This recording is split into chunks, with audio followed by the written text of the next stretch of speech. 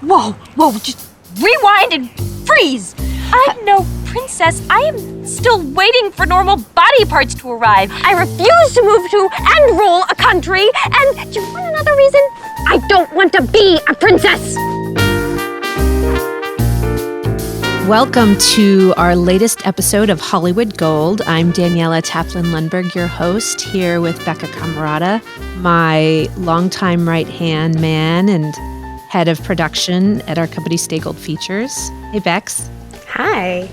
Today, our subject is going to be the Princess Diaries, and we're speaking to the lead producer on it, Debra Martin Chase, who is a dear, dear friend of both of ours. We went through some major highs and lows with her, right?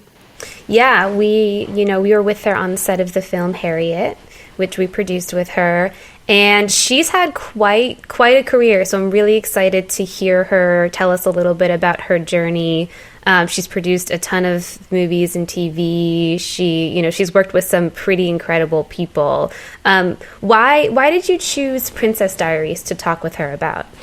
Well, I think you and I both know in our workshopping sessions, we were trying to find movies that felt really impactful and sort of withstood the test of time. And I would say that while Princess Diaries did not spring to mind for me, it sprang to mind for you and everyone else in the office because you're all like 10 to 15 years younger than I am.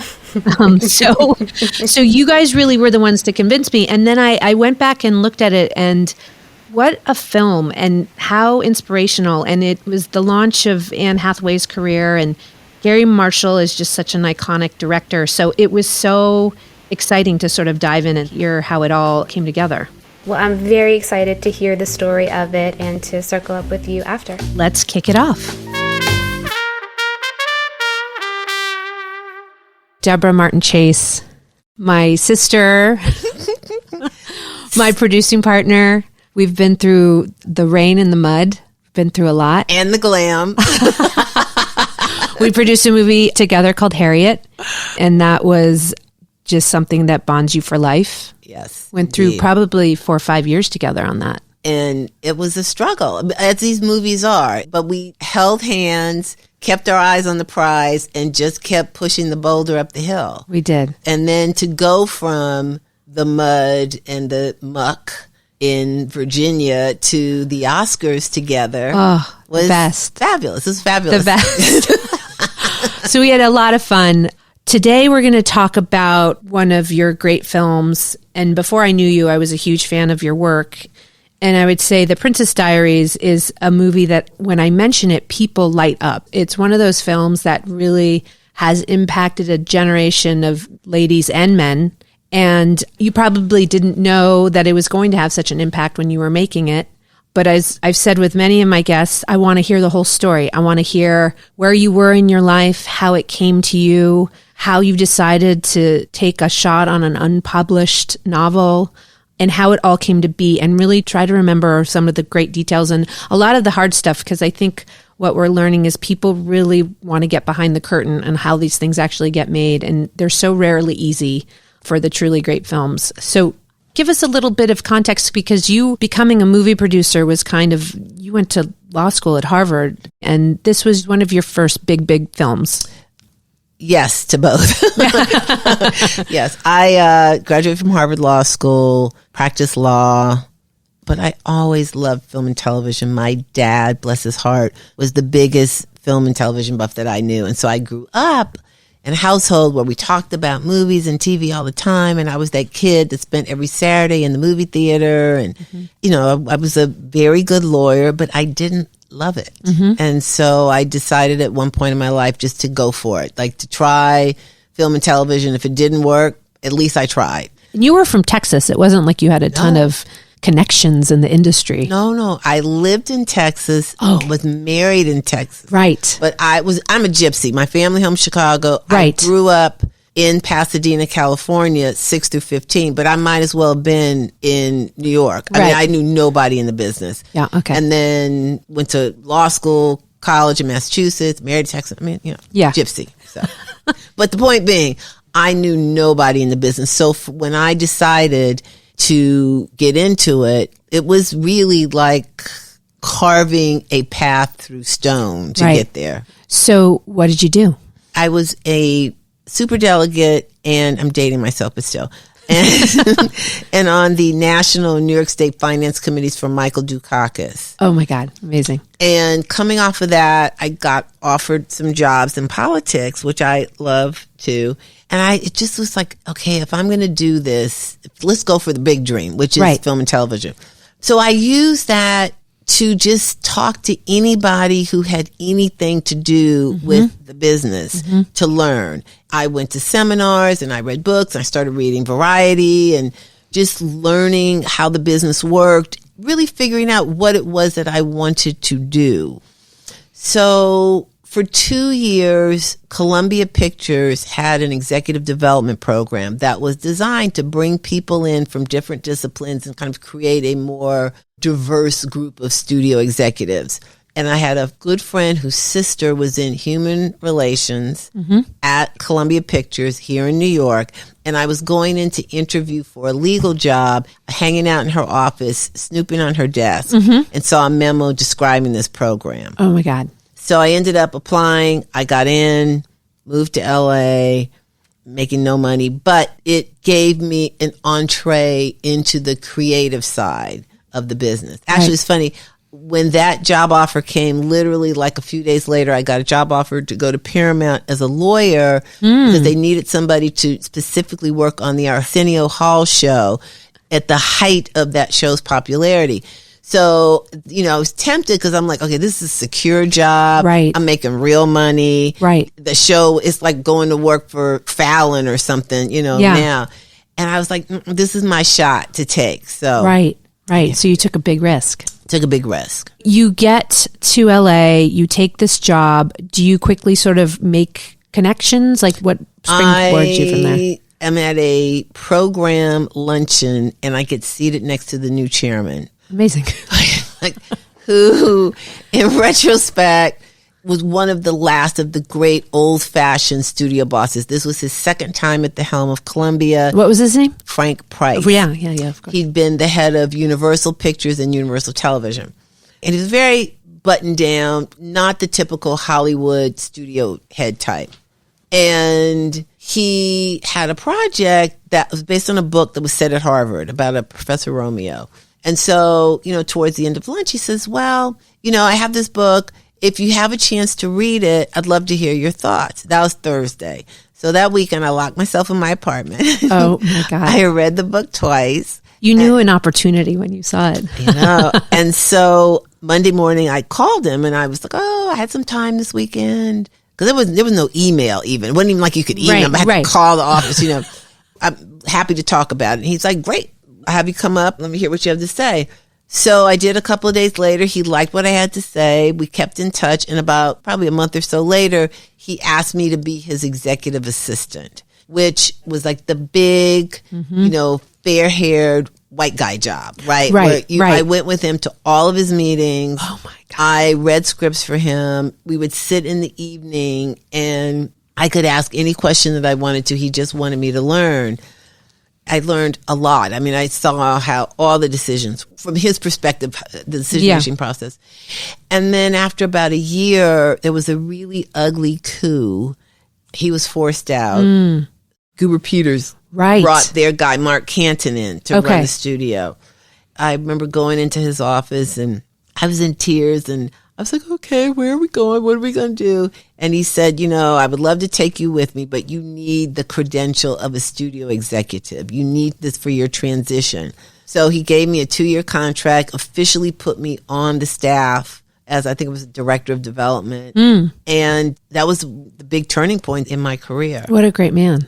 Yeah, I'm so beholden to him. That's incredible. Yeah. Okay, so then what happens? So I'm on the staff. And as I like to say, I was like the lone Democrat in a Republican White House because I'm his person. Right. He's gone. Yeah. There was like the head of business affairs was still there and he was kind of watching out for me. But it was, not comfortable. They stuck me in a little broom closet of an office and I was just doing my best to make things work. So on a Monday, I'm walking across the now Sony lot. and I see Denzel Washington, who at the time had a deal at TriStar and had won his Oscar for Glory. Respected actor, but not a big movie star. Yeah. So the little voice in my head said, go speak to him. I go introduce myself. I said, look, I'm at Columbia. If you ever had a project, obviously I'd be interested in hearing it. He says, great, let's talk tomorrow. And I was like, okay. And I go to lunch, come back to my broom closet of an office, and the phone rings, and it's Doug McHenry, who was a really big producer, New Jack City, and Jason's Lyric. And Doug had been ahead of me at Harvard and was kind of a big brother to me. Okay. And he says, I just hooked you up. And I'm like, what are you talking about, Doug? And he says, I just had lunch with Denzel, and he was looking for somebody to run his company. He parted with his manager over the weekend, and I told him that I had the perfect person, you. And I said, well, I just met him 2 hours ago. And he said, well, he said the same thing. Was it before or after that he had his lunch? When I met him, he was on his way to have lunch with Doug. No, stop. The fates. Right? That's Shakespearean. That's great. So the next day, I'm in my little cubbyhole of an office, and I get a call, and his assistant said, Mr. Washington would like to come talk to you. Will you be available? And I said, yeah, I'll hang out here. So within the hour, knock on the door, and he comes in, the cap pulled down, book bag over his back. And we talk for like an hour and a half. And we realize we very much see the world the same way and want to accomplish a lot of the same things. And the next week, I went to go run his company. Oh, my God. Okay, so how long did you run? 4 years. 4 years, okay. So when I started, Malcolm was in the can. It hadn't been released, just to give you some perspective. And I took that ride, Philadelphia, Crimson Tide, Pelican Brief. Right. We produced Courage Under Fire. Right. Devil in a Blue Dress was our first company production. So he became a big movie star. Wow. Oh, my God. That was such a great time. Yeah. It was great movies. You know what? I learned so much from him. I learned, because he truly is one of the greatest actors of our time. Agreed. And so I learned about character, because, I'm a lawyer. I'm a lawyer who loved movies, and in law, it's about precedent. It's about the cases that have come before, and you use those to frame your argument. Well, for me in the film business, it was just I'd seen kind of everything, right? So I learned character from him more than anything else, how to approach character. And along the way, he'd never done a romantic comedy before, and I was always looking for one. And I found a movie called The Bishop's Wife. Cary Grant, Loretta Young. Amazing. And we decided to develop that with Sam Goldwyn. Took it to Disney, developed it into The Preacher's Wife. Of course. And very early on, Whitney signed on. So I got to know her and her team. They wanted to start a company. And Whitney Houston. Yeah, Whitney. Sorry.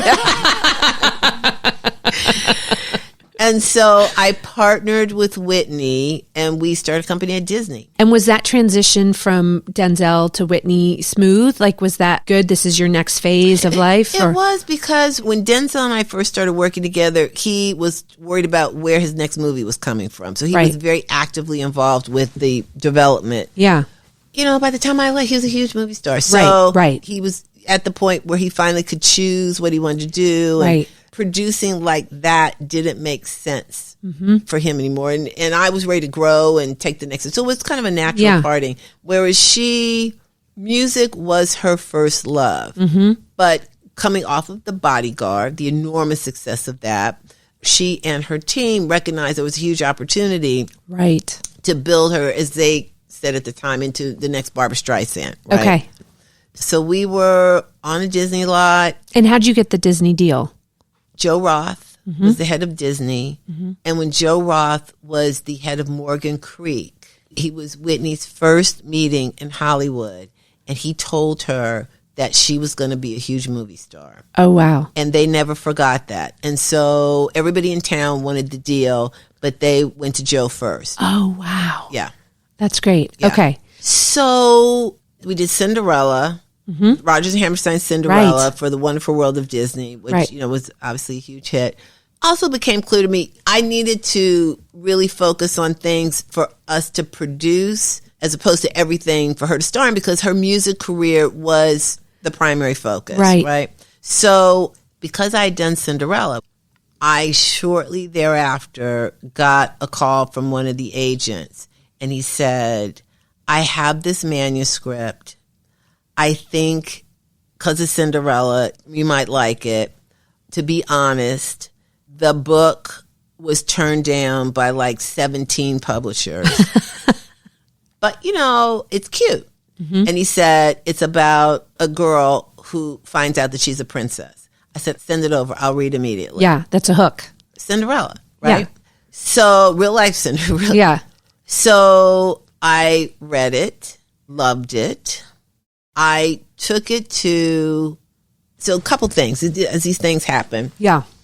Nina Jacobson and Todd Gardner had just come on to run Disney features. Okay. Right before them, a guy named David Vogel was running it. And it was Disney was doing kind of the Mr. Magoo and just kind of periodically there's a search for what the Disney brand is. Right. And so under David Vogel, there've been, I can't remember what else, because a lot of them didn't do that well. Okay. And so when Nina and Todd came in, they cleaned house of the Disney label. So they really didn't have movies. Wow. And the general wisdom was in Hollywood that you could make a movie for a boy or a young man and girls would go, but wouldn't happen vice versa. Okay.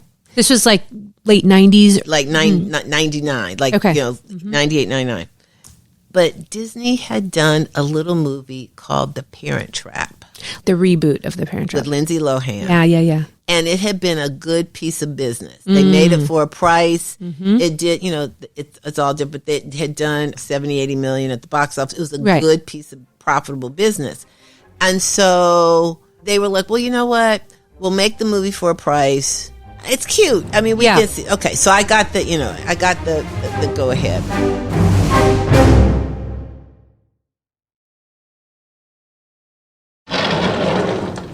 I can't talk to you right now. I'm late for a meeting with my guidance counselor. I'm late for a meeting with Spain and Portugal. From the day I read the book, I was like, Julie Andrews, like my dream team. Yeah. Was Julie Andrews to play Clarice and Garry Marshall to direct. Kate, stop right there. Those are like the gold medal. I know. How did you do it? Talk me through that. So Whitney and my agent, Nicole David at William Morris, also represented Julie. She said, I will get the manuscript to Julie. Okay. And at this point, Julie hadn't acted in a decade. And by the way, did you even have a script yet? No, this was the manuscript. This was the book. Okay. This was the book. We didn't have a script. This was the book. But Disney's on, and they're like, we will greenlight this contingent on. No. Yeah. It's just in development. Okay. We have optioned the book. Okay. And you need to find a writer. This is, there's nothing there. Okay. But because Julie had not worked in over a decade by choice. Yeah. So I go to, I'll never forget, Julie and her husband, Blake Edwards, have this gorgeous townhouse on the east side. In New York. And I go over for tea. I love it. To bring the book up, because you have to bring the book physically. Right. You're not like emailing the manuscript. I'm carrying the manuscript over to Julie. And I remember I had a cold, because I was a little stuffed up. And I walked in, and she was just so fabulous. She brought me zinc. She the tea with lemon. Right. And Blake, who was one of our great directors, Pink Panther and a stellar career, was a big personality. So Blake talked most of the afternoon. No, stop. But I got in, about what it was about and blah, blah, blah. But I remember leaving, and I'd spent hours over there, and leaving, I think I had one of those big cell phones, I remember calling it folds up. It's the size of your arm. Yeah, it was like yeah. And I remember as soon as I got out, calling my dad. I was like, Daddy. Said tea with Julie Andrews. That was it. You'd made it. I made it. It was all worth also, when I was a little girl, I was obsessed with Mary Poppins. Yes, me too. Obsessed. So the fact that I Right. had just had tea with Julie Andrews was like, I mean, like huge. It's Beyond. huge. Okay. So we get the word back. She liked the idea of it. Just keep her in mind. So Gina Wendkos, we hired her to write the script. And we worked really, Gina and I worked very closely with my writers. I mean, I'm very, you know, Daniela knows. Yeah. She's the same way. So we spent a lot of time really working on that first draft. And I mean, it came in really good. Like, you knew there was a movie here. Right. And it just so happened, as I said, Disney in that moment was desperate for movies because they had cleaned house. Yeah. And they were always looking for a movie for Garry Marshall. And so, again, I had planted those seeds early on. Garry Marshall, Julie Andrews. Garry Marshall, Julie Andrews. So when the script came in good, Nina was like, let's see if we can get Garry on board. You know, he was a pretty woman. He had a very strong, you know. I mean, he was top of the heap at the time. Top of the heap at the time. A+, right? And he had a long history with Disney, and they were always looking for something else. So Nina says, let me have this meeting with Garry and see if I can get him on board. Now, I have to say, I was like, you can't have this meeting with the director without me. She says, I really need to do this because I need it to be personal, the relationship. Yeah. She said, trust me, I will protect you on this. Okay. Because, you know, how things Totally. start. You know, Suddenly you're just like out of it completely. Right. Okay. Yeah. He gets the script. They have the meeting. He gets the script. He says yes.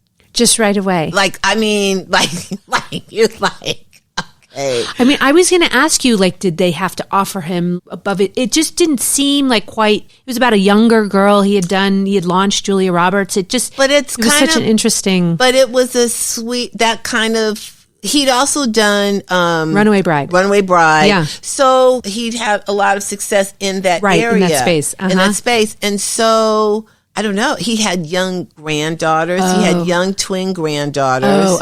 Right? Yeah. I think it just spoke to him.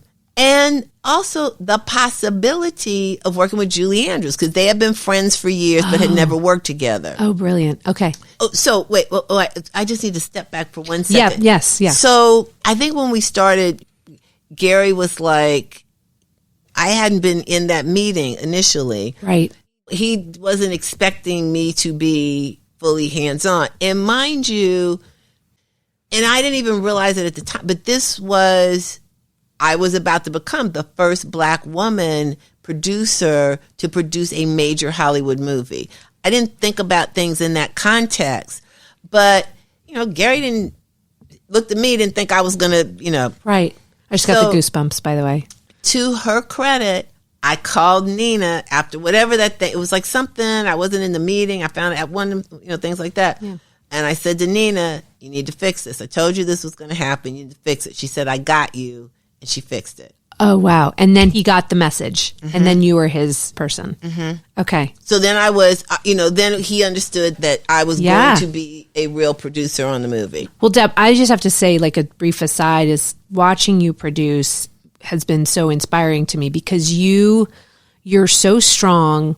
You know how to talk to people and you're in it. Like when you take on something to produce, it's not like you'll make a few calls. It's like you're there, you're in the mud. And so, you know, we kind of had the same instinct. And so that's how you prevent major catastrophes from happening, in my opinion. You're there. You're there. You have to be there. You have to be there. First of all, you have to be there to know what's going on in order to keep things on track, right? Yeah. And it's also, you need to have the relationships. That's right. You know, the actors need to trust you. The director needs to trust you. People need to know that you are as invested as they are. Right. In making this thing right. That's right. And you can't lead if you're not present. Right. It's the harsh truth. Okay, so he signs on. Then what happens? So once he signed on, I immediately went back to Julie. She read the script and she said yes. Because she wanted to work with him. She trusted him. Right. Suddenly, all the cool people are doing it. Let's just go. So it's the best. All of a sudden, so honestly, of the many movies and the many kind of horror stories, right, Harriet took 6 years. Yeah. Like, you know, Not more. Just Right, you know, with Queen Right. Latifah. I think that took like 10. Yeah. This one actually came together Right. very quickly. And then you're off to the races. They're like, let's go. Then it's like, we got to find the girl. We have to find Mia Thermopolis, you know. Yeah. And it's funny, when I was cleaning out my garage a couple of years ago, I found the list, the master audition list. Oh my God. And we saw everybody, Scarlett Johansson, Right. January Jones. Yeah. And it was one of those where nobody was quite right. Mm-hmm. And I'll never forget Marsha Ross, who was the head of casting for Disney at the time, called and she said, I think I found her. Oh. And Annie had done one season of a show on Fox. Yeah. And she was doing something in like Australia. Right. So she sent a tape and it was like, we found her. You just all watched it and you knew right away. Yeah. She's So she was on 17. tape? She was on tape. Uh-huh. In those days, nobody did that. Uh-huh. And maybe it was off the... we knew we had something. Okay. We probably had her come in at that point, and then that made it official. Yeah. But it was off of that tape where we Yeah. were like, oh, you know, stop the presses. We think we found her. Like she had the chops. In doing a little research, just watching Gary talk about her, he was like, she had great teeth, great hair, and she was clumsy.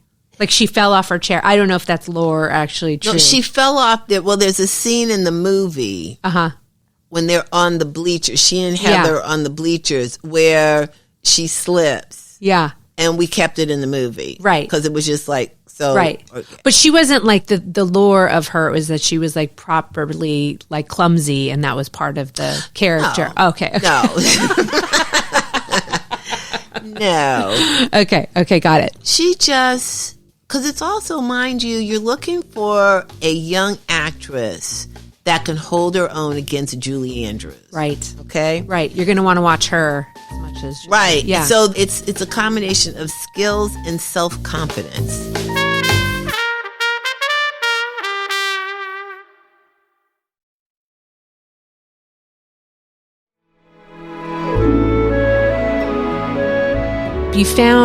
You called her Annie. I remember you're always calling Annie at that time. And then the rest of the cast was just like a lovely cast of like young up and coming, Mandy Moore and, and Heather. Gary had the idea for Mandy Moore. Mandy Moore was not that. She was just, coming up. She had like one or two hit songs. Right. Gary had seen her and had the idea. I mean, the thing I've learned so much from Gary about how to be a filmmaker, how to create an environment on set, right, where everybody is invested and wants to do their very best. It was like family. He had worked with a lot of the same people over and over again. If you look at Gary's movies, you'll see there's a whole cast of actors in the supporting roles that come with him on Hector every movie. Elizondo, like in every movie. Hector's every movie. Yeah. Every movie. Yeah. Even in the smaller roles, right, you'll see the same people. So brilliant. So brilliant. And Gary is truly one of the smartest people I know. When you think about his legacy, in TV, Happy Days, Mork and Mindy. Unbelievable. Laverne and Shirley. Right. He started on The Odd Couple. Right. To have comedy that good comes from being really smart. Right. So he taught me how to blend real emotion with comedy, with timing, with a fall or a laugh in a funny place. Right. That just enhances the emotional meal of something. Yeah. So Schwartzman. Oh, Robert Schwartzman. Robert Schwartzman is Talia Shire's son. Right. So that was also, Gary had met him somewhere and really, really was wanted the role for Michael. Really was he had pegged Michael for that. I'm trying to think of who else. Heather Heather she was from Welcome to the Dollhouse, that great actress. Who we just loved Heather. Heather has my favorite line in the movie where she's running to the school and somebody steps aside and says, she says, I'm not talking to you. I don't even know you. Yeah. And it's just like the timing was so perfect. Yeah. Every time I see that, it makes me laugh. That's right. And Sandra Oh, right? Just great casting. Just a really great cast. So the original book, because this is based on, Metcalf's book. The original book was actually set in New York. Oh, yeah, right. But Gary had 2 young granddaughters, twins, who lived in San Francisco. So one of the conditions to him doing the movie was that we shoot in San Francisco. Oh my God, that's so funny. Because of them. Well, I love that. I mean, you don't actually see that many movies set in San Francisco. Right. I thought that was such an original component of the film. Yeah, but that's why I was there. That's hilarious. So, and we were there, 3 weeks. I mean, we shot the exteriors and all, like the cable car scene and all that stuff, So we were all there for, like I said, 3 weeks. And so talk about the actual shooting. Like, I'm always interested, and I say this all the time, but as a producer, it's such a gift to be able to see different styles of directors, right? And you were talking about him, but I'd love to know, what it seemed like he was a real team leader, like a camp counselor almost. Camp counselor. Yeah. But he worked tirelessly. So he set the bar for everybody, but he made it fun. There was always good food, always a ton of food. Yeah. He ate constantly. But also, when I tell you, we had activities. I mean, we had parades. We had a Thanksgiving parade. I don't even understand that, Deb. And we had floats on the Disney lot. It was unbelievable. So it was literally people in what little spare time they had were building costumes and building floats. And it was literally, when we got back to the Disney lot, we had this huge parade. Julie, Gary, and somebody else were the judges of the floats. And people had a ball. On Halloween, everybody dressed up in costume. Oh my God. It was like we're all on this ride together. And it can be fun, and we can do good work. And it can be fun. And he would have people come in. This other thing I learned, cameos.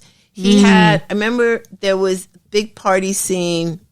He had Willie Brown come in for cameo. Oh my God. He had this woman who he had met on the family Christmas vacation in Hawaii. I forgot where she lived, Texas or something. Yeah. She flew in. She had this cameo, and people loved it. And it was part of the thing about So I subsequently did that in a lot of my movies. I would bring, put the kids in. Right. Put the thing. His whole family was in all the movies. In the sequel, his new grandson makes an appearance, a little baby. God. I mean, it was just, but it made it fun. Right. Everybody, you're working really hard, but you wanted to come to work. Right. So the other thing was Annie's dad, Jerry, is a big lawyer. He's a big labor lawyer here in New York. Oh, wow. Great guy. Guy. Annie's mom, she's in the sequel. Annie's mom was an actress. Oh, I didn't know that. Okay. Was an actress. And her dad was a theater stage manager and then went to law school and, like I said, became this big labor lawyer. So there's a flashback of Mia's dad. Oh. So Gary was like, well, why don't we cast the father? The father's a good-looking guy. No, stop. Yeah. So Annie's dad plays Mia's dad in the movie. Of and course. It was great. So they're hanging out. I mean, it was the fun. Easter eggs. I mean, that is such a great, and it's funny because it's, coming out of independent film, I guess that my question to you is was that your experience on many studio films? Because there was just there were more resources, there was more time, or that was just really unique to Gary and his whole approach to filmmaking?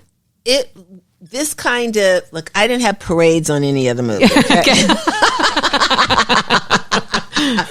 So the atmosphere, that kind of fun, that level of fun, family and fun was unique to Gary. And I like to think that I, to the extent possible, have carried that forward. Right. So the other thing is, again, coming out of television, where television is really a writer's medium, and particularly for comedy, it's always about punching up the joke, like Right. punching up the dialogue. Uh-huh. So Gary always had 2 of his comedy writer buddies on set. Oh, just there for the moment. And it was a constant, we do a take. They write how to punch up the joke, pass the page to Gary. Gary take a look at it. No. Yeah. Okay, say it this way. So that was all, every day. And they would kind of rotate. And he taught me how you find those moments. Right. Because you may, in the different takes, like how you do it this way and that way, but you're looking for that great comedy gem. Yeah. And it's the combination of dialogue Right. and timing and just Right. getting it right. Right. That's so genius. And I do think that's a hallmark of all of his movies. It's just like he milks those moments. In any other film, they would be like throwaways, and they're just in all of his films. And by the way, it's not like he was a young man. He just seemed to have so much He was energy. 65. Okay. He was 65 when he did the first one because he and Julie, their birthdays are about the same. Oh, really? Okay. So you're on set. He's just this amazing camp counselor, director with vision and humor. How is Julie and Annie? Okay, so they were amazing. Okay. They were amazing. So we had been shooting a week or 2 before Julie started. Okay. So literally her first day, I see all these grips are wearing clean shirts. Hair's combed. Oh, my God. And few people are bringing in like LPs of Mary Poppins and the Sound of Music that they had since they were kids. She comes on the set, quiet. Everybody's, just kind of being very respectful and deferential. And she works through her day. We're done with her, and we're setting up to shoot Annie's side of the scene. So she goes away. She comes back in her robe with her slippers and a cup of tea.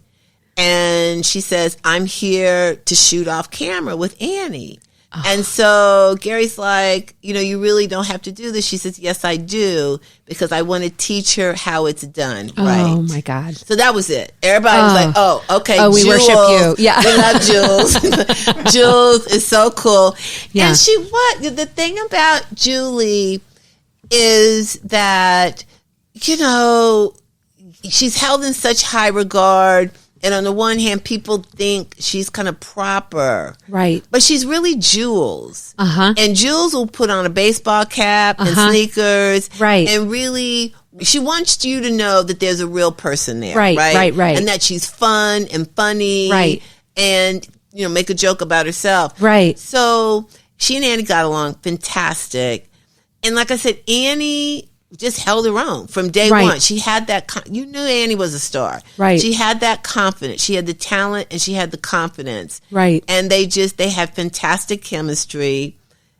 Hector and Annie, Hector and Julie, I think it was the first time they had worked together, but he's such a pro. He's such a pro. And, charming and sexy. And oh, gosh. so they hit it off. It was everybody. It was just it. it was a lovely experience. So Deb, how big was the budget at the end of the day? What do you remember? 25. Okay. And how long was your shoot? I don't remember, but it was. Gary, you don't rush Gary, right? Okay, he's got to get it. Yeah. So we had time. Okay. It was. We had time for the parades. Genovia, forever will your banner wave.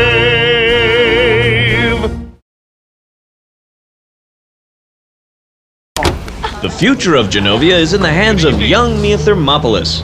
Her decision tonight will affect the Queen, the court, and all the people of this small but proud country.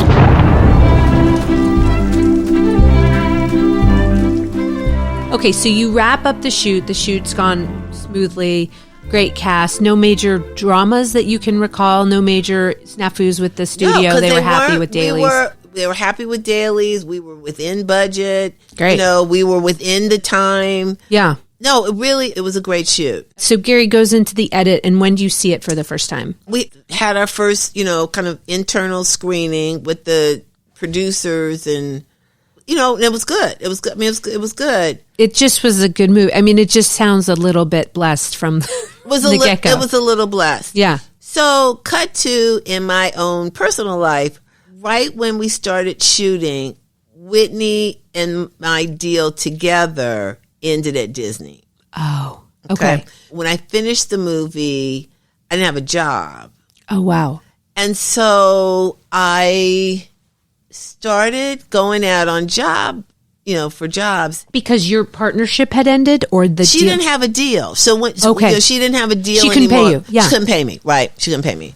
So I go out and I start, I'm interviewing for jobs. And it was that moment where I said, if I'm going to do this, I have a vision. I have a voice. Yep. If I'm going to work this hard, and there are barriers I want to break and things I want to get on screen. I mean, one of the reasons I'm in this business is because when I grew up, I didn't see people who looked like me in the movies that reflected my life. And so I had a mission too. And I just, I remember going in to talk to this very prominent, I won't mention the name, but today, very prominent producer, and to, kind of run his company. You'll tell me later. I'll tell you later. I'll tell you not. I mean, because no offense to him, it was Mark Gordon. Okay. And so, and he was great. We had mutual friends. He's a great guy. But I walked out, I said, I don't want to make his movies. Right. He has a different agenda. It's not going to be what is motivating me. Right. But I didn't have a job. So I just was holding on. And I just, in the back of my mind, was like, I have a feeling that the Princess Diaries could be something. That it could change. Yeah. So it got pretty gnarly there towards the end. Financially. Oh. I can remember I had my house in the Hollywood Hills, which I still have. I have a back porch, and we sit out there and I'm like, okay, just let me know, give me a sign that I'm hanging in here for a reason. So in those days they did sneak previews. Yeah. Where was it? I don't remember where it was, but it was a big, well-advertised sneak preview in a few cities, but I was in LA. Okay. Meg Cabot came out, the author, and we snuck into the back of the theater, and it was a bursting house. I mean, packed. It was packed. What kind of people were there? A lot of young women, but and mothers. It was like a thing, like women coming together, and it went over like gangbusters. And were you in the back the whole time? We were in the back, oh, it's and the we best. were just like pinching ourselves, like, is this it? Is this could this be it? And so, which gave me a little more incentive to hang in there. Yeah, you're like, okay, we got something. So the movie opens. It had been tracking well. I could almost start crying. I can remember these feelings so well. I love it. And I was dating this guy at the time, and I said, I cannot sit in the house. I'm going to be a nervous wreck. So we went to La Quinta in Palm Springs. Okay. I was like, I just need a different environment. Okay, seriously. I can't even believe this. I just saying this. I was like, I'm going to start crying again. Yeah. So I've seen you cry. And early in the morning, 7 a.m, I get a phone call. It's Karen Glass, who is my executive, my great executive on the movie. And she says, honey, your little movie's going to make $100 million. Oh, my God. And I just started screaming. I'm crying now. I know, right? And I don't know, we did $22-23 million opening. So in terms of, and A+ score and the whole. And who are you up against? Do you remember who you were up against that? No, I don't. Okay. I don't remember. Because it didn't matter. Yeah, because it did. You won. In that one, it didn't matter. Yeah. The others that I remember. Yeah. So, yeah, it was just oh my God, we did it. We did it. We did it. I mean, in those days, $100 million was the goal. Right. The business has shifted, and now it's $1 billion worldwide box office. Yeah. But in 2001, $100 million was wow. Yeah. So I'll never forget, I called Julie to congratulate her, and she said, why do you think this movie has resonated with people in this way? Because remember, this is like at least a decade, maybe more, since she had been on the big screen. This is a big deal for her, too. And I remember saying, it's Cinderella. Right. It's every girl's dream. Yeah. Every woman's dream. That you're going to wake up one day and you are going to be a princess. Yeah. I mean, just that fundamental.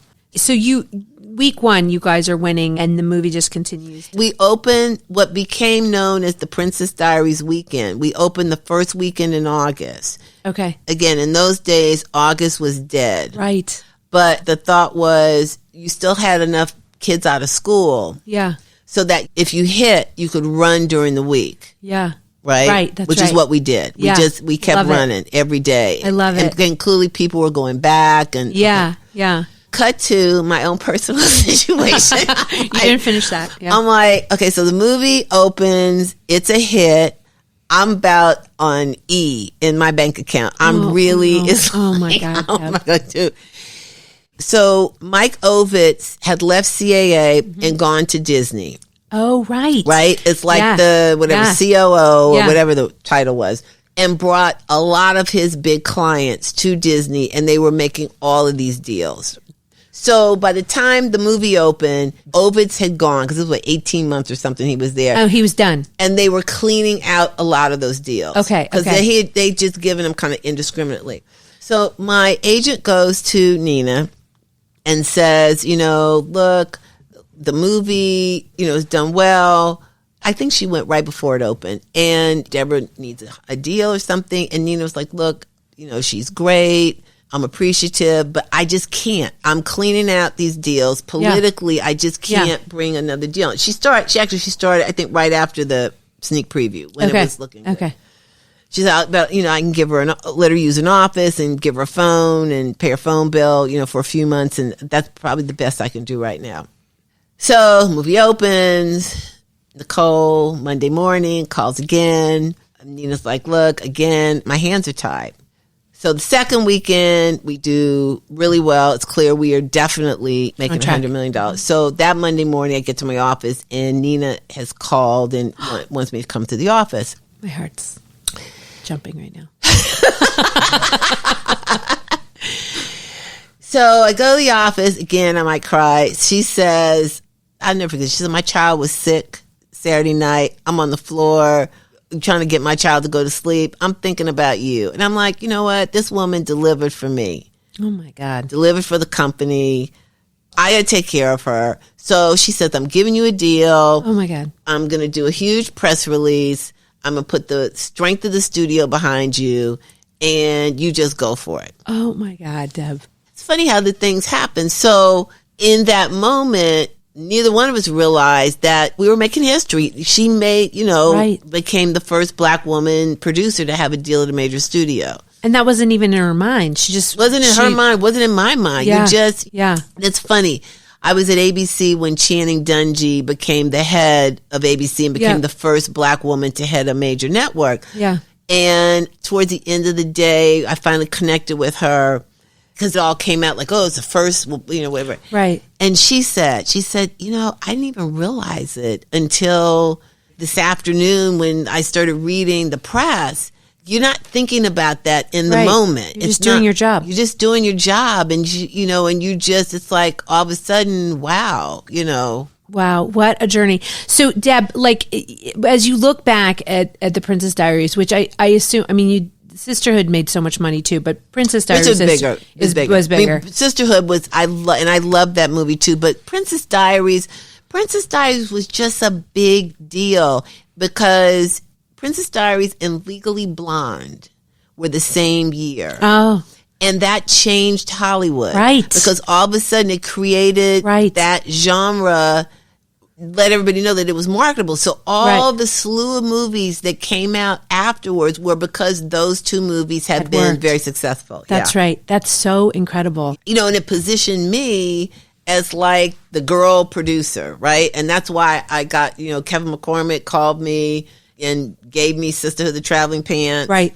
Because it established me. It became your brand a little bit. It became my brand, and it was a big success for me. Right. And so that in and of itself is enough of a legacy for that film. It's incredible. But for you personally, what do you take away? I guess just your relationships with Garry and all the things you learned. And let's put it like this.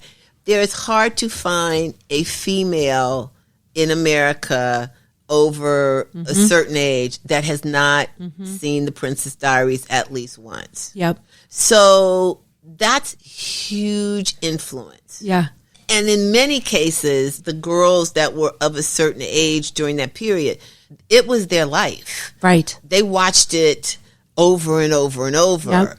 So the messages, the themes, as I say, which has been a theme in a lot of my movies, including Harriet, an ordinary woman faced with extraordinary circumstances who realizes that she has the power within herself to rise to the occasion. Yes. And that, to me, is what Princess Diaries is really about. Right. So helping women to understand that they can lead. Yeah. And that they can be more than they probably ever thought that they That's right. could is really important. Oh, it's so brilliant, Deb. Will there ever be a third? There might. Okay. We've been working on it for a long time, and I think there very well may be. Okay. I know you got tricks up your sleeve. I love you so much. This was so fun. Oh, you tell the best stories. This has become such a great job for me because you know I love a great story. Yeah. I'm just like this, like lapping it up like a cat with milk. Listen, Daniela, you're such an amazing friend and producer, and you're Hollywood legacy, history, pioneer, boundary breaker yourself. So I know you understand everything that certainly I'm saying. Yeah, I love you so much. Thank you, Deb. Love you. My did it. sister. I choose to be forevermore Amelia Mionette Thermopolis Rinaldi, Princess of Genovia.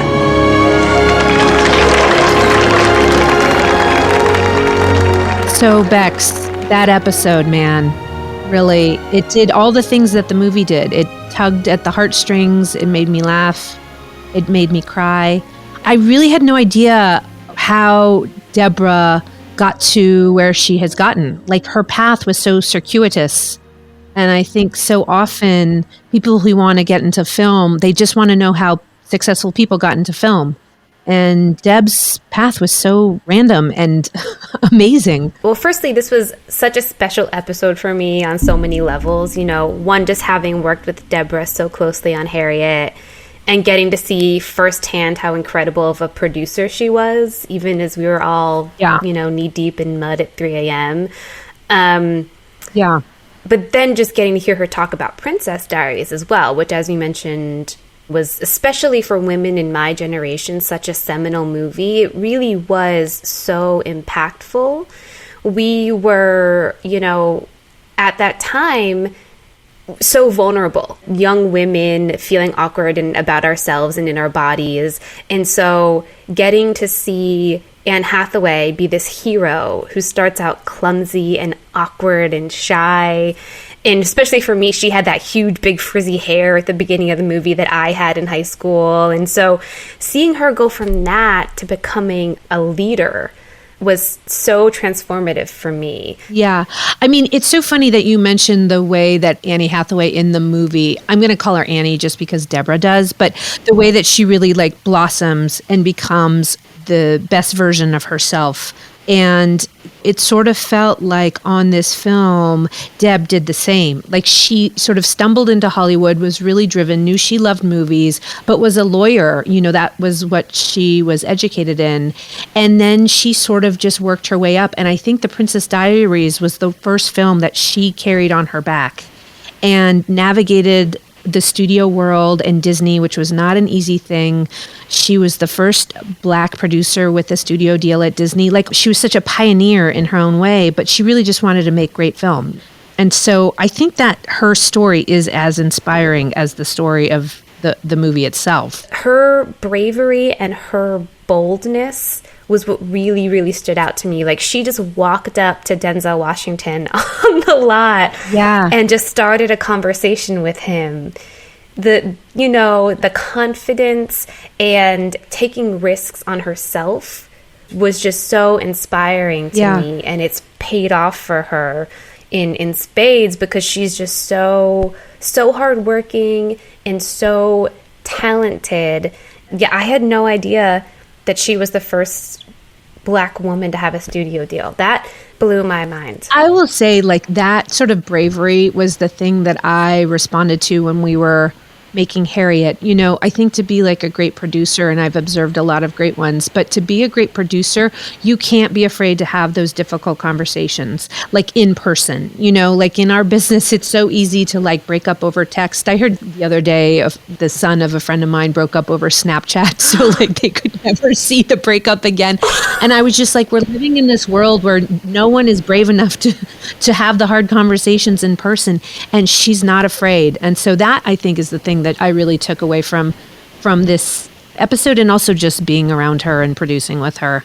What a cool cat she is. I did want to ask you, because you mentioned that, so you produced your Harriet, which was your first studio producing experience with Debra, which was very different for you. Yeah. And you mentioned just seeing how strong she was and how she's not afraid to have the hard conversations. Yeah. What really stood out to you on that experience is the differences between producing an independent movie and producing a studio movie, and what did you really take from her in terms of how to be a producer on a much bigger set than you're used to? You know, it's funny. I think when you're solely a creative producer, meaning you're not having to worry about, you know, the checks getting out to crew and dealing with the unions and all that stuff that you have to deal with as an independent producer, your focus becomes making sure the film is as good as it can be, and being sort of a second set of eyes to your director, because that's really, in a lot of ways, the producer sort of initiates the idea,